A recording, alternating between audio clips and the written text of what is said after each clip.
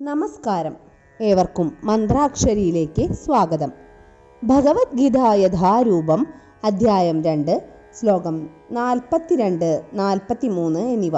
യാമിമാം പുഷ്പിതാം വാചം പ്രവദന്ത്യ വിഭശ്ചിതഃ വേദവാദരദാഃ പാർത്ഥ നാന്യദസ്തീതി വാദിനഃ.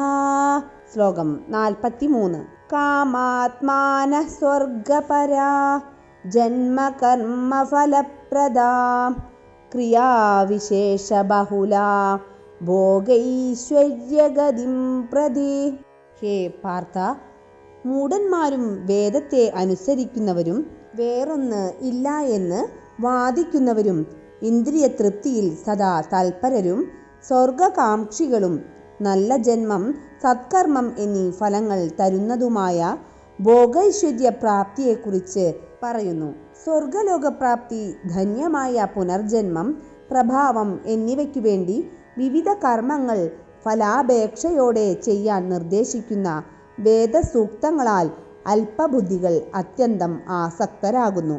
ഇന്ദ്രിയ സുഖപൂർത്തിയെയും ഐശ്വര്യ ജീവിതത്തെയും ആഗ്രഹിക്കുന്ന അവർ അവയേക്കാൾ ഉത്കൃഷ്ടമായി ഒന്നുമില്ലെന്ന് വാദിക്കുന്നു. സാധാരണ മനുഷ്യർ സ്വതവേ ബുദ്ധിമാന്മാരല്ല. അറിവില്ലായ്മ കാരണം വേദങ്ങളുടെ കർമ്മകാണ്ഡങ്ങളിൽ നിർദ്ദേശിക്കപ്പെടുന്ന ഫലേച്ഛാപൂർവകങ്ങളായ കർമ്മങ്ങളാൽ അവർ എത്രയും ആസക്തരാകുന്നു. ഭൗതിക ഐശ്വര്യ സമൃദ്ധിയും സ്ത്രീകളും മദ്യവും വേണ്ടുവോളമുള്ള സ്വർഗത്തിലെ ഇന്ദ്രിയ സുഖം തികഞ്ഞ ജീവിതത്തെ കവിഞ്ഞ് ഒന്നും അവർക്കാഗ്രഹമില്ല. വേദോക്തങ്ങളായ യജ്ഞങ്ങളിൽ സ്വർഗലോകവാസമുദ്ദേശിച്ച് അനുഷ്ഠിക്കേണ്ടതായി പലതുമുണ്ട്. വിശേഷിച്ച് ജ്യോതിഷ്ഠോമ യജ്ഞങ്ങൾ. വാസ്തവത്തിൽ സ്വർഗേച്ഛുവായ ഏതൊരാളും ഇവ ചെയ്തിരിക്കണമെന്നത്രേ വിധി. അല്പബുദ്ധികൾ വൈദിക ജ്ഞാനത്തിൻ്റെ ഉദ്ദേശം തന്നെ ഈ സ്വർഗലോകപ്രാപ്തിയാണെന്ന് വിശ്വസിച്ചു പോരുന്നു.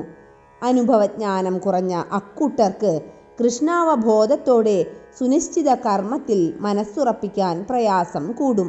ഫലമെന്തെന്നറിയാതെ മൂഢന്മാർ വിഷവൃക്ഷത്തിൻ്റെ പൂക്കളാൽ ആകൃഷ്ടരാകുന്നതുപോലെ അജ്ഞാനികളായ മനുഷ്യർ സ്വർഗീയമായ ഐശ്വര്യത്താലും അവിടെയുള്ള സുഖഭോഗങ്ങളാലും ആകർഷിക്കപ്പെടുന്നു.